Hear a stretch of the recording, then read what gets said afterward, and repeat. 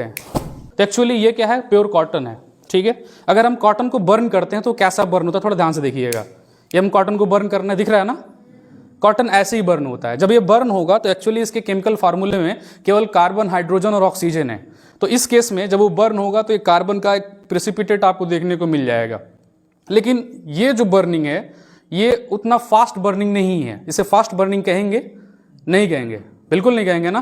लेकिन है ना आपका ये कॉटन, इसको हम नाइट्रिक एसिड के अंदर डिप कर देते हैं और थोड़ा सा उसके अंदर हम ऐड करते हैं सल्फ्यूरिक एसिड।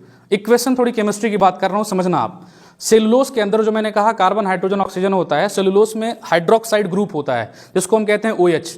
जब इसे हम नाइट्रिक एसिड के साथ मिक्स करते हैं तो जो HNO3 का जो NO3 है वो इसके OH को हटा करके आके जुड़ जाता है।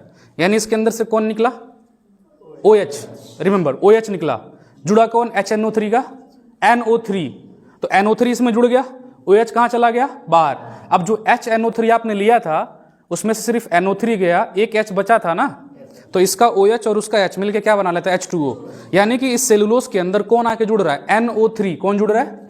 नाइट्रेट। तो जब इसके अंदर आके जुड़ जाता है तो इसे हम सेलुलोस नाइट्रेट कहते हैं, या फिर उसको हम कहते हैं नाइट्रोसेलुलोस। और ये है मेरे पास नाइट्रोसेलुलोस, ये रहा।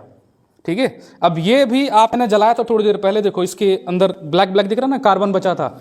अब जरा नाइट्रोसेलुलोस की बर्निंग देखते हैं, देखा जाए, आओ देखते हैं। कुछ बचा क्या? नहीं। ये एक्चुअली बर्निंग ऑफ नाइट्रोसेलुलोस। एक काम करता कौन है? जादूगर।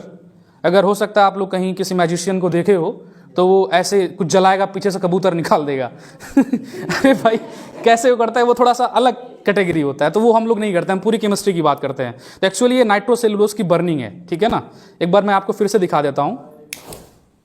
कुछ बचता ही नहीं है इसमें, इसे हम कहते हैं नाइट्रोसेलुलोस। और